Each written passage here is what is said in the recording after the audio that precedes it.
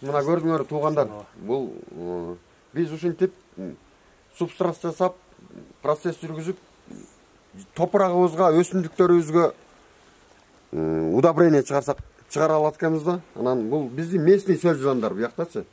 Местный сөл жыландар ушундай субстрат жасасак өзү эле келет экен да. Мына кыштан чыкты, буяка эч кандай отопление берилген жок, эме берилген жок. Муну ача элекмин да азырчы мындай эме. Мына буякта. Мына сөл жыландар.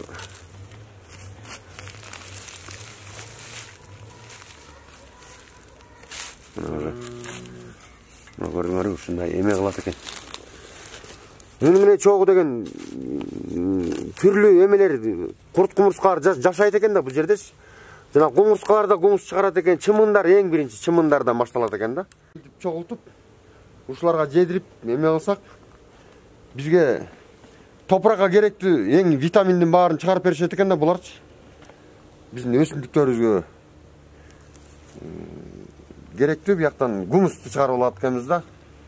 Мына местный эле сөл жыландар, мына карабайсыңарбы. Кыштата уш жерден кыштап чыгышты. Кыштата иштеп чыгышты да. Мына ар бир адам чыгарып алса болот экен да. Көрдүңөр? Мына гүл салып койгон, уш жерде кандай чогулуп калат да. Нарынын көмүрүнүн гүлү турган жерге кандай чогулушкан. Ушундай жерлерди жакшы өсөт да буларчы. Мына буякта жумурткалары да бар. Уш жерден булардын жумурткалары да эме кылбайт экен да. Ушинтип көбөйөт экен. Мына жумуртканы көрдүңөрбү мондай? Эме болуп турат. Мына могу жумурткаларды көрдүңөрбү? Мооларды. Мына мооларды. Ушундай жумурткаларын таштап көбөйөт экен да. Бул жерде основной уйдуку да. Уйдуку бир 70% уйдуку да. Уйдун кыгы бар 70%. 30%. 30% койдун кыгы, 20% койдун кыгы. 20% койдун кыгы. Анан калгандары бит эме да бул. Калгандары могу курайлар, агоротто жалбырактар ошолор. Курай. Жалбырак. Бул да компост. Бул туугандар, бул муну менен деген жалаң даар чөпкө өстүрүлүп аткан сөл жандар да, бул местный сөл жандар, ушу жалаң даар чөптөрдү, бул мал жебеген чөптөрдү баарын чогултуп алып туруп, ушул эмелерге жедирип атам да. Мына карабайсыңар, биринчи мондай процесс жүрөт экен да, мындай көгөрүп, андан кийин уже былтыр сентябрда даярдаган бияктачы. Былтыр сентябрда. Бул жалаң чөп да. Чөп өстүрүлүп атканда. Таза эме, буяка бир да эмеси жок. Бир дагы эме жок, жалаң эмеге өстүрүлүп аткан сөл жыландар да булар. Чөпкө. 1000 штук сөл жанды 1 литр могу арык проточный сууга, арыктын суусуна, мөңгүнүн суусуна 4 саат процесс жүргүзүп туруп, ошонун суусун ичкенде адамдын эң биринчи өпкөсүн ачат экен, анан сөөк, какшыган сөөктү сразу басат экен да. Мындан укмушпа дары чыгарган сөл жыландар да, бул адамга дары чыгарып сөл жыландар да өстүрүлүп атат бул жердечи. Мына сентябрдан баштап жасалган, бул дагы 1 жылга жакын процесс жүргүзүш керек. Анткени бул жерде жалаң чөп болуп атат да. Жалаң көлдүн жээгиндеги чөптөр, жалбырактар, ушулардан өстүрүлүп атат да булар. Булар атайын адамдын дарысын кылып да чыгарып колдонуп атабыз. Анткени мен былтыр оорудум да, ушул баягы ковид болгондо эң биринчи ушул жардам берди. Бир дагы мындай медицинский дарылар жардам бере албай коюп, мен ушуну менен аяктым да, анан ушинтип жасап туугандарымды аяктырып, ошондон кийин анан ушуну атайын жасап калдым да буякачы. Атайын адамдар үчүн. Мунун эч кандай зыяны жок экен. Ушул адамга азыр бизге ошол адамдардын эс болгону ушул эң керектүү кальций, фосфор, калий деген керектүү нерселер бул адамга бизге жетишпейт экен да, ошон үчүн адамдардын иммунитети слабый болуп, ооруп атканыбыз ошондон болуп атат да. Келечекте биз ушул жерди лаборатория кылып, ушул жерден өсүмдүктөргө, адамдарга керектүү витаминдерди чыгара турган дары чыгара турган лаборатория кылсакпы деп пландап атабыз да. Мына ушундай көрдүңөр, жалаң мол кесе куурайлар, ушулардын баарын жейт экен. Мына алма, салманын баарын. Бу жерде жеке эле сөз эмес, дагы көп түрлүү курттар органика чыгарышат экен. Чымындар бар экен, майда чымындардан башталат экен да, буяктачы. Чымындардан баштап келип бактерияларды пайда кылат экен, андан кийин аны сөз жыландар баштайт экен да, процесс жүргүзүпчү. Бизде ушу толук процесс жүрүүчү нерселерди колдонсок, туура колдонсок, жерибизге дагы, өсүмдүктөрүбүзгө дагы, адамдарга да жакшы болот экен да. Ушунун баарын туура колдонсок, туура процесс жүргүзсөк. Бул жерде нарынын көмүрүнүн гүлү бар да, куп-курак чолтулган. Бул ушундай процесс жүргүзөт экен. Процесс жүргүзүп, мындан адамга, сөз жыландарга керектүү микроэлементтерди чыгара алат экенбиз да. Бул сразу эффект берет экен, муну суу менен процесс жүргүзүп туруп, ушул проточный суу менен процесс жүргүзүп туруп 1 сутка, андан кийин колдонсо, бул жанагы зыяндуу курт кумурскаларга болот экен, жарайт экен. Курт кумурскаларга чач болот экен. Анткени мунун составында деген эме бар да, тиги щелочь бар да. Проточный суу менен аралаштырып чачса болот да? Аралаштырып чачса болот. 10%ке, 90%ке 10% суу кылып кошушубуз керек да муну. 90% суу. Топурак арасынан 90% суу, 10% 10% гүл кылып туруп, 1 сутка процесс жүргүзүп туруп анан колдонсо болот да муну. гүл кылып. Тамырынан берсе да болот, жалбырагынан берсе да болот. Айтсаңыз. Бул эми бу жерде бул проточный суу менен жасалат. Буякта деген 90% суу, анан 10% ошол жыгачтын гүлү бар да. Бул адамга керектүү. Абада толук процесс жүрбөгөн, абадагы негизги калдыктар ушинтип өсүмдүктөрдү оорутуп атат. Мына карагылачы капкара болуп булар. Эми бу жерге анан булар келип чапташкан жерге, булар дем алганда мына кыштада жыйнап алды да. Анан ушул жака жанагы тилия деген сыяктуу зыяндуу курт кумурскалар бат личинкаларын таштап, ушул жерлер куурай баштайт да. Бул бактарды оорутат да, бул мындайча айтканда. Абада толук процесс жүрбөгөн нерселер ушул бактаракты оорутуп, ушундай ооруларга алып келип атат. Биз ушуларга жана өзүбүздүн нарынын көмүрүнүн гүлүнөн дары жасап чачат экенбиз да. Ошондо ушулар чачсак жоголот да, ушулардын баары тең. Жыгач отунунун гүлү да. Ушуну биз өсүмдүктөргө дары кылып колдонсок болот экен да. Анан жана курт кумурскаларга зыяндуу, Кудай буйрса, ошондой лаборатория кылып элге тараткан атабыз да муну. Элге өсүмдүктөргө химия колдонбой, жалаң ушундай таза экологический. Руслан аба, кантип колдонот муну? Сууга аралаштырабы же сууга аралаштырбайбы? Сууга аралаштырып процесс жүргүзөт да. Канча процент бул гүл, канча процент суу болуш керек? Бул 10% гүлгө 90% суу болуш керек да. Мондай болуп эме суусундук жасап алабыз да муну менен. 90% суу. Кандай суу? Кайнак суу, муздак суу, проточный суу? Проточный суу да. Проточный суу. 90% гүл, 90% суу, анан 10% гүл болот да. 10% гүл. Эме кандай суу? Проточный?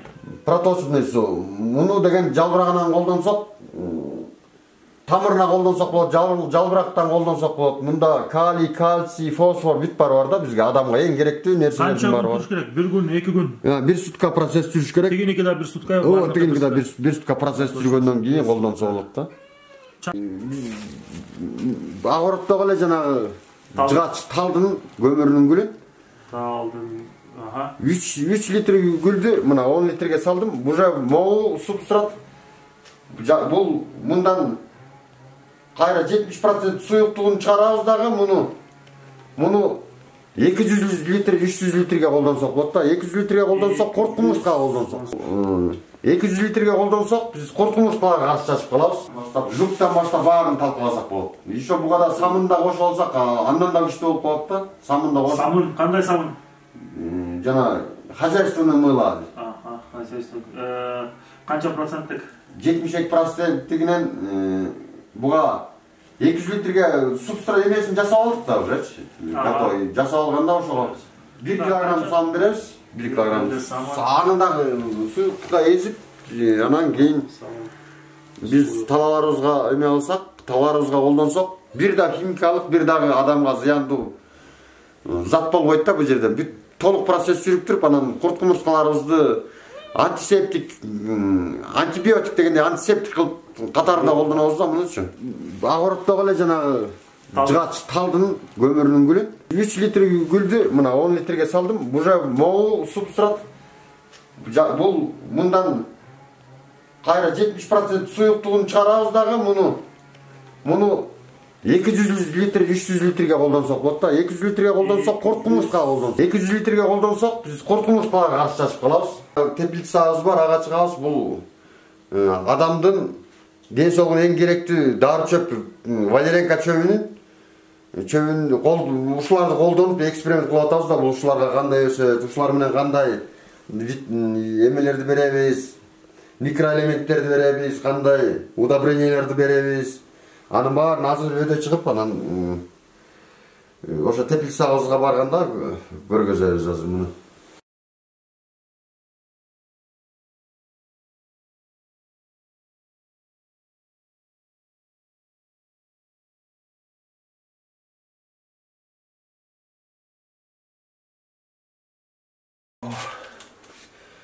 Ошо туугандар мына бизге адам баласына эң керектүү бул дары ушул валеренка дарысы экен да. Биз муну совхоз Арашандан бала кезден баштап эле өстүрдүк да. Совхозубуз айдачы ушуларды өстүрүп казып берчүбүз да мына. Ушул валеренкалар мына булар деген азыр мына торфто отургандар. Торфко биогумуска анан өзүнүн несин топуракка өстүрүлгөндөр бар да. Кичине арыраак бассаңар тиякта. Биогумуска өстүрүлгөндөр да булар. Караңыз, биогумуска өстүрүлгөндөр кандай толук 100% толук чыгып берет экен да, бу жактан эң жакшы дарылар чыгат экен да бу жактан. Нефтерди айыктырган. Бул дагы оңой менен келген жок да. Мен муну баягы изилдеп жүрүп, ушул өсүмдүктөр эмнеге ооруп атат, эмне үчүн жакшы өспөй атат, топурагыбызга эмне жетишпейт, ошонун баарын изилдеп жүрүп, канча жылдан берки мына эмгек кылып жүрүп, ушул көбөлүктү департамент тарабынан быйыл алдым да. Ошонун баарын анализдеп жүрүп, кайсы суубуздан баштап баарын текшерип, ошонун баарын изилдеп жүрүп, ошонун эмесинен бул департамент эмгекти баалап ушулардын баарын эме кылды да бизге. Негизи өзүм почти 30 жылдан бери эле дыйканмын да. Жалаң жер менен иштеп, ушулар кандай биздин эмнеге кумурскабыз жоголуп бартат, эмнеге куштарыбыз, бакаларыбыз жоголуп бартат деп ошолордун негизинде изилдеп атып, анан ушул департаменттен ушул көбөлүктү алдым да. Сөз жыландардын составтарын ошо өсүмдүктөргө топуракка берип, топурак аркылуу чыгарып келтем дейм. Топурак аркылуу сөз жыландын чындыгын чыгарып келтем да. Бирок действительно бул сөз жыландын иммунитет эч жерде жок. Мындай дары эч ким чыгарбайт да. Муну даже дүйнөсүндө жок да ушундай сөз жыландын чыгарган составтары, иммунитеттери. Мен буларга эмнеге пайдаланганым, коркпой пайдаланам. Сөз жыланга биринчи жетирип көрөм. Сөз жылан жакшы көрүп ошол жерге жашап, жумурткасын таштап, жеп, чоңоюп ошол жерден чоңойсо, ошол жерге жакшы орун алса, анда ошол сөз жыланга колдонгон нерсени адамга да колдонуп атабыз да.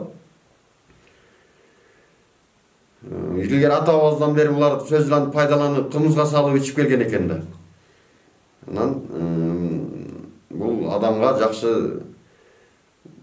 жакшы иммунитет берет экен. Бул баягы жер жүзү мындан бир 30-40 жыл мурун жер шарыбыз 30 жыл мурун процесс толук жүрүп, толук жүргөн үчүн биз адамдар илгерки иштер оорчу эмес экен да. Составында көрдүңөрбү, эмненин баары бар? Калий, кальций, фосфор адамга эң керектүү нерсенин бар. Ошонун баары сөз жылан ошо жака жеп жашайт экен. Ошонун тегерегинде жарай турган нерселер адамга 100% жарайт экен да. Витаминдерди, эң керектүү момундай минералдарды берет экен да бул. Ошол мынан гүлдөр, жыгаштын гүлү, мына биздин кыргыздын эле нарынын гүлү, жыргалаңдын көмүрүнүн гүлү, ушулар деген бизге жашообузга туура процесс жүргүзөт экен. А туура процесс жүргүзүүчү нерсе бир дагы калдык калба адамга сиңимдүү болот экен да. Жана калий, кальций, фосфор булар абада, сууда жана абада булар подвижный болуп мындай айланып турчу нерселер болот экен да. Ошон үчүн толук процесс жүрөт экен буларданчы. Ошонун эсебинен алынган көөлүк да.